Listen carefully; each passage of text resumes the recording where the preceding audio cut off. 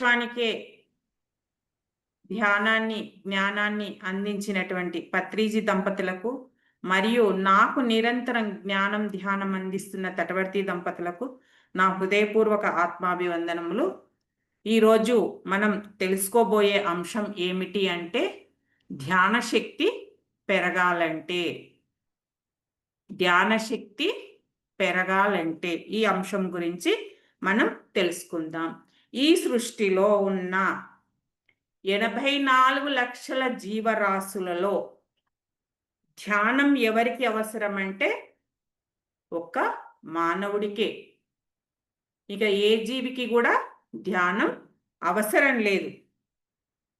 మరి ధ్యాన శక్తి పెరగాలంటే మనం ఏం చెయ్యాలి? ధ్యాన శక్తి పెరగాలంటే ఎవ్వరైనా సరే క్వాలిటీని పెంచుకోవాలి.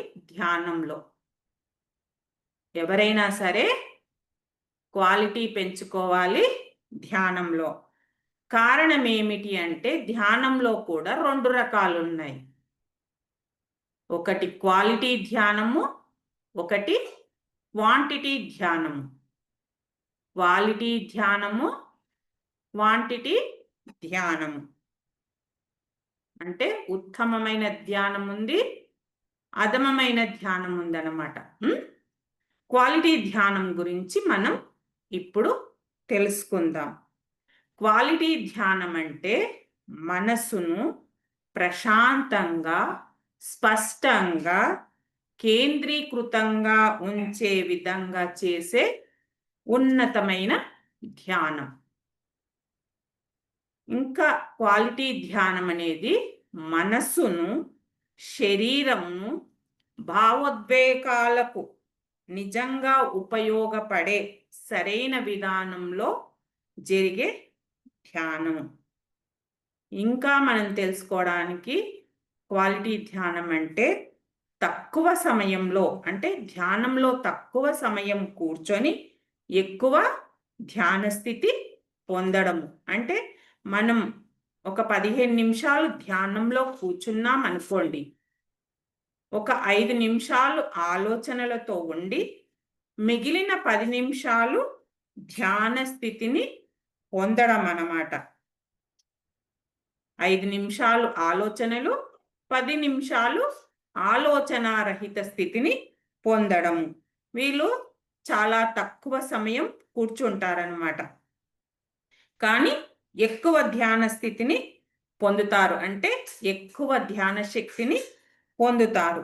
దీనినే ఏమంటారు అంటే తక్కువ శ్రమతో ఎక్కువ లాభం పొందడం. తక్కువ శ్రమతో ఎక్కువ లాభం పొందడం. సూక్ష్మంలో మోక్షం అని కూడా అంటారు.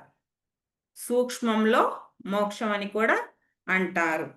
ఇంకా మనకు అర్థం కావడానికి ఏంటి అంటే ఈ ప్రాపంచిక జీవితంలో మామూలుగా లాటరీ టికెట్స్ అని ఉంటాయి కదా, 2 రూపాయల టికెట్, 5 రూపాయల టికెట్ కొని దానికి 1,00,000, 5 లక్షలు, 10 లక్షలు వచ్చినాయి అనుకోండి, అంటే వాళ్ళు పెట్టిన ఖర్చు చిన్నది, పొందింది పెద్దది అన్నమాట. అలా అన్నమాట. ఇది క్వాలిటీ. ఇక క్వాంటిటీ ధ్యానము అంటే ఎక్కువ సమయం కూర్చున్నా, అంటే ఎంత ఎక్కువ సమయం కూర్చున్నా తక్కువ ధ్యాన స్థితిని పొందడం. ఎక్కువ సమయం కూర్చొని తక్కువ ధ్యాన స్థితిని పొందడం అంటే ఓ 3 గంటలు కూర్చున్నారనుకోండి, 3 గంటలు కూర్చున్నా కూడా వాళ్ళు 3 నిమిషాలే ఆలోచనలు లేని ధ్యాన స్థితిని పొందుతారనమాట.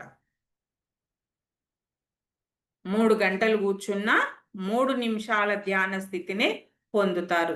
వీళ్ళు ఏమనుకుంటారంటే మేము గంటలు కూర్చుంటున్నాము, మేము ఎంతో శక్తిని సంపాదించుకున్నాము అనుకుంటారు. కానీ వాళ్ళు పొందేది చాలా తక్కువ శక్తిని పొందుతారు. దీనిని ఏమనుకోవచ్చు అంటే శ్రమ ఎక్కువ, ఫలితం తక్కువ అన్నమాట. ఇంకా మీకు ఇది బాగా అర్థం కావడానికి ఏంటి అంటే ఒక భక్తుడు ఒక దగ్గర కూర్చొని జపం చేస్తున్నాడు. అయితే ఆ భక్తుడి దగ్గరికి గురువు వస్తాడు. గురువు వచ్చి ఏం చేస్తున్నావు నాయనా అని ఆ భక్తుణ్ణి అడుగుతాడు. అడిగినప్పుడు ఆ భక్తుడు ఏమంటాడు, నేను ఓం నమో నారాయణ జపం చేస్తున్నాను స్వామి అని చెప్తాడు. అప్పుడు ఆ గురువు ఏమడుగుతాడు, నీవు జపం చేస్తున్నప్పుడు నీ మనసు ఎక్కడ ఉంది అని అడుగుతాడు. అలా అడిగినప్పుడు ఆ భక్తుడు ఏం చెప్తాడంటే, పెద్ద పూస మీద ఉంది స్వామి అని చెప్తాడు. ఈ పెద్ద పూస ఏంటి అంటే, ఆ జపమాలలో 108 పూసలు ఉంటాయి. ఆ 108 పూసల్లో చివరిది పెద్ద పూస అంటే లావు పూస ఉంటుంది. ఈ లావు పూస ఎప్పుడొస్తుందా అని ఇలా ఇలా ఇలా ఆయన మనసు పూస మీద ఉంది, నోరు మాత్రం ఆడుతుంది ఓం నమో నారాయణ అని. అలా ఉంది అంటే ఆ పెద్ద పూస తగిలిందాడే ఆ జపమాల అక్కడ పెట్టేసి తన పని ఏదో తాను చూసుకోవచ్చు అని. ఇది చాలా మందిని చూస్తున్నాను. మామూలుగా రామమంత్రం ఓం రామ్ రామ్ అని రామమంత్రం చేస్తారు కదా, 1,000 సార్లు రామకోటి అని. మాల ఇట తిప్పుతూనే ఉంటారు. ఎవరో కాదు, మా అత్తనే చూసేదాన్ని. ఆమె చేసేది మాల తిప్పుతా ఉండేది, మళ్ళీ మాతో మామూలుగా మాట్లాడేది. ఆ నోట్లో ఆ మనసులో అనుకుంటారా అది అర్థం కాకపోయేది. సర్లే అనుకొని మడసంగా ఉండేది. మరి ఇప్పుడు అతను చేసింది క్వాలిటీ జపమా క్వాంటిటీ జపమా? క్వాంటిటీయే కదా, ఊరిక పేరుకు చేస్తున్నాడు అంతే. ఇంకా మనకు అర్థం కానికే ఇంకా కొన్ని ఉదాహరణలు చెప్తాను. ఏంటి అంటే, మనం మామూలుగా ఫొటోస్ తీసుకుంటూ ఉంటాం. ఒక పువ్వు ఒక అందాన్ని కానీ ఏదైనా ఒక అందంగా తీయాలి అంటే ఆ కెమెరాను జూమ్ చేసి మనం ఫోటో తీసుకున్నాం అనుకోండి, క్వాలిటీ బాగా వస్తుంది. క్వాలిటీ లేకుండా నువ్వు గంట వీడియో తీసినా కూడా ఏం ఫలితం? గంట వీడియో ఉంటుంది కానీ చెప్పుకోవడానికి క్వాంటిటీ గంట వీడియో ఉంది, కానీ వీళ్ళు తీసింది 1 నిమిషమైనా క్వాలిటీలోనే ఉందన్నమాట. ఇక్కడ ఏంటి అంటే, మనం ధ్యానం ఎంతసేపు చేసినామనేది కాదు, స్పష్టత అంటే మనం ఎంత శక్తిని పొందినాము అనేది చూసుకోవాలన్నమాట. ఇంకా ఒక అగ్గిపుల్లను సరి అయిన రాతి మీద రుద్దితే అది వెలుగుతుంది. అగ్గిపుల్ల మామూలుగా ఇట్లా బండలకేసి అంటారు కదా, అది సరి అయిన దాని మీద రుద్దితే వెలుగుతుంది క్వాలిటీ. నీ దగ్గర 100 అగ్గిపుల్లలు ఉన్నాయి, నువ్వు ఎక్కడ రుద్దాలో తెలియకపోతే ఏం లాభం? ఉన్నాయి 100, అక్కడ ఒక్కటి ఉన్నా సరైన దాని మీద రుద్దితే ఓకే. ఇవి సరిగాని దాని మీద నువ్వు ఎన్ని రుద్దినా వేస్టే అన్నమాట. అలాగే మన మనస్సు కూడా సరి అయిన స్థలంలో, అంటే మనం ధ్యానం చేసేటప్పుడు మన మనస్సును శ్వాస మీదనే పెడితే మనం లబ్ధి పొందుతాం. 1 నిమిషం ఉంచినా చాలు, ఎంతో శక్తిని మనం తీసుకుంటాం. ఎన్నోసార్లు మనం క్లాసుల్లో విన్నాం, మనం గంట సేపు ధ్యానం చేసినా ఎప్పుడో 1 నిమిషము శక్తిని పొందుతాము అనేది. ఇంకా 1 చుక్క నీరైనా సరి అయిన సమయానికి చెట్టుకు అందితే ఆ చెట్టు వికసిస్తుంది. నువ్వు సముద్రం అంత నీరు ఉన్నా కూడా సమయానికి ఉపయోగపడను కదా అది కూడా వృధాయే, అది క్వాంటిటీ అన్నట్టే అన్నమాట. ఇంకా ఇలా చెప్పుకుంటూ పోతే ఎన్నో ఉన్నాయి. అదే ఒక పాట చూడండి, మంచి రాగంతో అంటే శృతి, రాగము, తాళము ఇవన్నిటితో ఒక్క పాట ఒక 5 నిమిషాలు పాడినా ఓకే. అలా కాకుండా శృతి లేకుండా, రాగం లేకుండా, తాళం లేకుండా నువ్వు 1 గంట పాడినా ఏమన్నా బాగుంటుందా? క్వాలిటీ క్వాంటిటీ అన్నమాట. ఇంకా ఏంటి అంటే, ఒక చిన్న మంచి విత్తనం ఒక్కటే వేస్తే ఎంతో పెద్ద చెట్టు వస్తుంది. అదే నీవు నాసిరకం విత్తనాలు వేస్తే ఏమన్నా వస్తుందా? ఇన్ని విత్తనాలు వేసినా కూడా రాదు. ఎన్ని ఉన్నాయో మనం తెలుసుకోవాల్సినవి. ఇలా మనం ఇన్ని తెలుసుకున్నాం కదా. తెలివైన వారు దేనిని ఎంచుకుంటారు అంటే క్వాలిటీ ధ్యానాన్నే ఎంచుకుంటారు. కారణం ఏమిటంటే అలా క్వాలిటీని ఎంచుకున్న వారే ఈ ధ్యానం ద్వారా ఎక్కువ లాభాలు పొందుతారు. అందుకే క్వాలిటీని ఎంచుకుంటారు. మరి ధ్యానంలో క్వాలిటీ పెరగాలంటే ఏం చేయాలి అంటే మనం చేసే ధ్యానంలో క్వాలిటీ పెరగాలంటే గంటలు గంటలు ధ్యానంలో కూర్చోవాలి. మొదట్లో గంటలు గంటలు కూర్చోవాలి. దానితో పాటు ధ్యాన సాధనలో శ్రద్ధ, సహనము చూపించాలి. శ్రద్ధ, సహనము చూపించాలి. శ్రద్ధ, ఏ పని అయినా శ్రద్ధగా చేస్తే మంచిగా ఉంటుంది.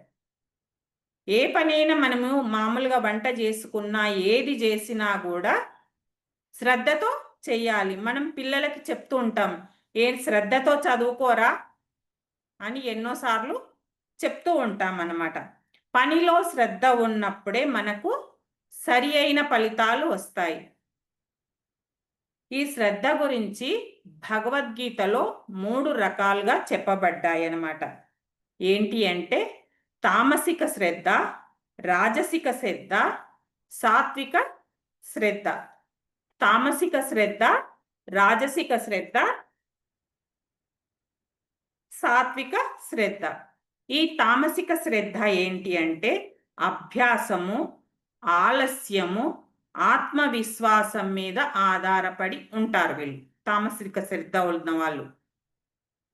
ఇంకా ఒక పని చేస్తుంటే అది ఎందుకు చేస్తున్నామో అనేది తెలియకుండా చేస్తారు.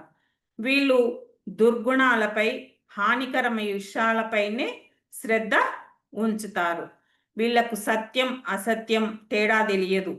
శ్రేయో మార్గం, ప్రేయో మార్గం ఈ రెండిటి మధ్య కూడా తేడా తెలియదు. వీళ్ళు ఇంకా ఏంటి అంటే ఎవరు చెప్పినా, ఏమి చెప్పినా ఎదురు ప్రశ్నించకుండా నమ్మేస్తుంటారు వాళ్ళను. వాళ్ళు చెప్పిందే నిజము అనుకునే స్థితిలో ఉంటారు.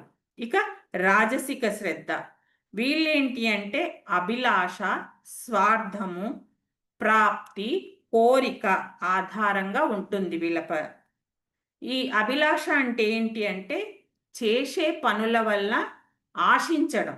ఏ పని చేసినా కూడా వాళ్ళు ఆశిస్తూ ఉంటారన్నమాట. స్వార్థం, ఈ పని చేయడం వల్ల నాకేం లాభం వస్తుంది, నా ప్రయోజనం ఏంటి, ఇలాంటి ఆలోచనలతో ఉంటారు.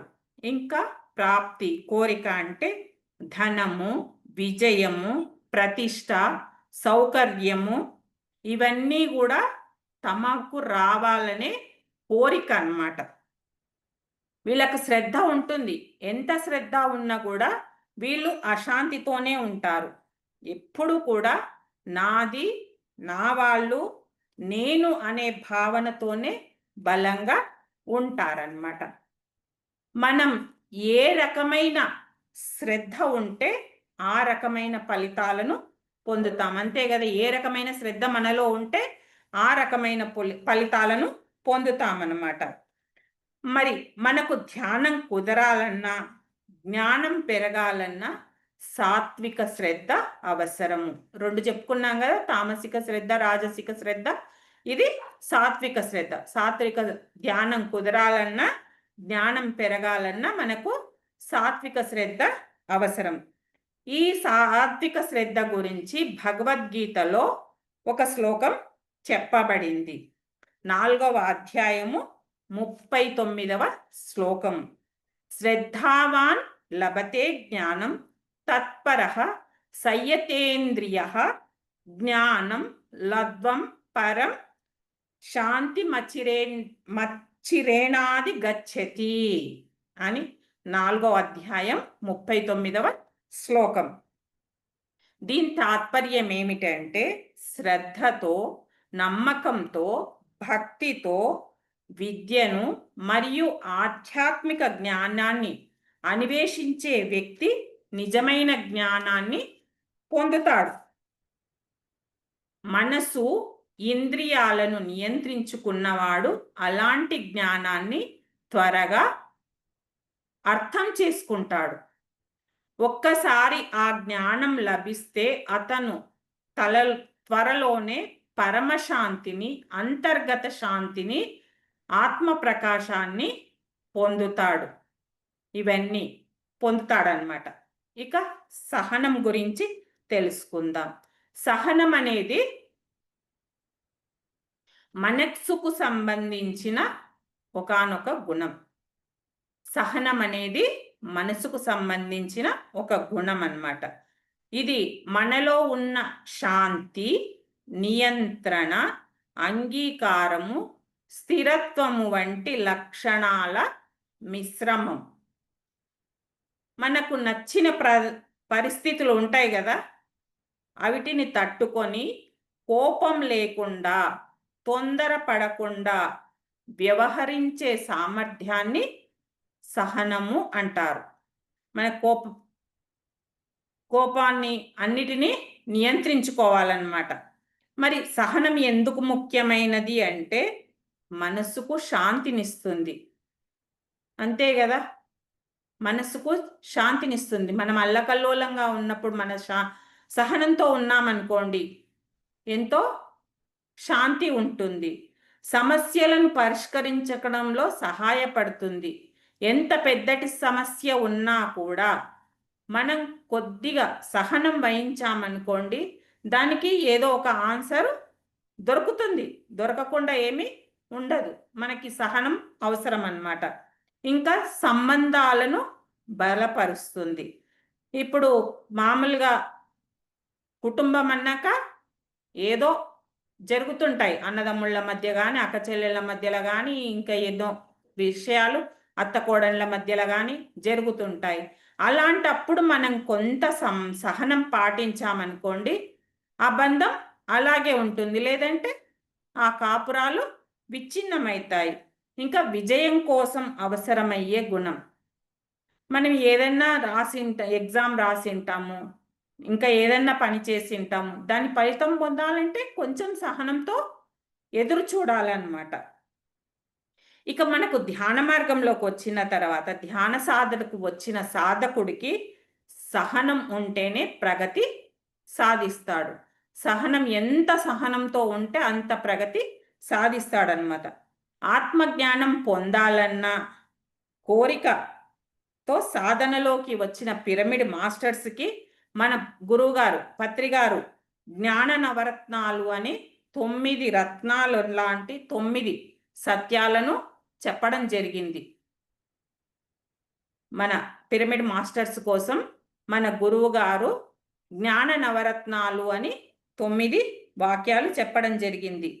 అవి గనక మనం ఆచరిస్తే, అర్థం చేసుకుంటే బ్రహ్మజ్ఞానం, ఆత్మజ్ఞానం మొత్తం తెలుసుకోగలుగుతాం. ఆ 9 నవరత్నాలు తెలుసుకొని ఆచరిస్తే వాటిని తెలుసుకోగలుగుతాం. అందులో 6వది ఏంటి అంటే సహనమే ప్రగతి. సహనం ఉన్నవాడే ప్రగతి సాధిస్తాడనమాట. ఇది చాలా అద్భుతమైన రత్నం. మన సాధకులకు, ధ్యానం చేసే సాధకులకు ఈ రత్నం చాలా ఉపయోగకరమైందనమాట. ఎప్పుడైతే మన జీవితంలోకి సరియైన గురువు వస్తారో సరి అయిన పదాలు చెప్తారు. అంతే కదా, మనకి ఇంతకు వరకు సహనం ఉండేదేమో, కానీ ఇది దీనివల్ల ఎంత లబ్ధి పొందుతామనేది మనకు మన గురువు గారు పత్రిగారు వచ్చిన తర్వాతే ఇది తెలిసిందనమాట. ఇంకా సాధకుడికి కావాల్సింది సహనమే, అంతకు మించి ఇంకా వేరే ఏది లేదనమాట. ఇంకా మనం ధ్యానం చేస్తూ ఉంటే మన చుట్టూ ఉన్న వాళ్ళు ఏమంటారు, వీళ్ళు పని పాట లేదు, వీళ్ళు ఊరిక కళ్ళు మూసుకొని కూర్చొని సమయం అంతా వృధా చేస్తున్నారు అని కూడా అంటూ ఉంటారనమాట. అలా అన్న వాళ్ళ గురించి మనం ఈ చెవులో విని ఈ చెవులో వదిలేసుకుంటూ వాళ్ళ మాటలను సహించుకుంటూ మనం ధ్యానం చేస్తూ పోవాలి. ఇక మనం ధ్యానం చేసేటప్పుడు ఏమవుతుంది అంటే మన నాడీ మండల శుద్ధి జరుగుతుంది. అలా శుద్ధి జరిగేటప్పుడు మన శరీరంలో ఎన్నో నొప్పులు అంటే కాళ్ళ నొప్పులు కావచ్చు, నడుము నొప్పి కావచ్చు, తలనొప్పి కావచ్చు, ఎన్నో నొప్పులు ఒకరొకరికి ఒక్కొక్క అంటే మనకి అక్కడ ఏమైనా బ్లాక్స్ ఉంటే అవి క్లియర్ అయ్యేటప్పుడు అక్కడ నొప్పులు వస్తాయని చెప్పడం జరిగింది గురువులు. అలా ఉంటుంది. ఇంకా శరీరంలో ఎన్నో మార్పులు కూడా వస్తూ ఉంటాయి. మరి వాటినన్నిటినీ కూడా మనం సహనంతో భరించాలి. ఎంత సహనంతో ఉంటే మనం అంత శక్తిని పొందుతాము. సాధకుడికి అసహనం అనేది అస్సలు ఉండరాదు, సహనమే ఉండాలి. ఇంకా సాధనలో కూర్చున్నప్పుడు అంటే మనం శ్వాసను గమనిస్తున్నప్పుడు మనకు ఎన్నో ఆలోచనలు వస్తూ ఉంటాయి. వాటిని కట్ చేస్తూ మరలా మరలా మరలా మరలా మనం శ్వాస మీద ధ్యాసనే పెట్టాలి. అలా చెయ్యగా ఒకానొక స్థితిలో ఏమవుతుంది, ఆలోచనలు తగ్గి ఆలోచనారహిత స్థితికి మనం వస్తాం. అప్పుడు ధ్యాన స్థితి కలుగుతుందన్నమాట. అలాంటి సమయంలోనే మనలోకి అనంతమైన శక్తి వస్తుంది. ఎప్పుడైతే మనలో ఆలోచనలు తగ్గి ఆలోచనారహిత స్థితికి వెళ్తామో అలాంటి సమయంలోనే మనకు అనంతమైన శక్తి వస్తుంది. అదే క్వాలిటీ ధ్యానం. ఈ సాధనతో పాటు మనం ఆహార నియమాలు కూడా పాటించాలి. అంటే శుద్ధ సాత్విక శాకాహారమే తీసుకోవాలి.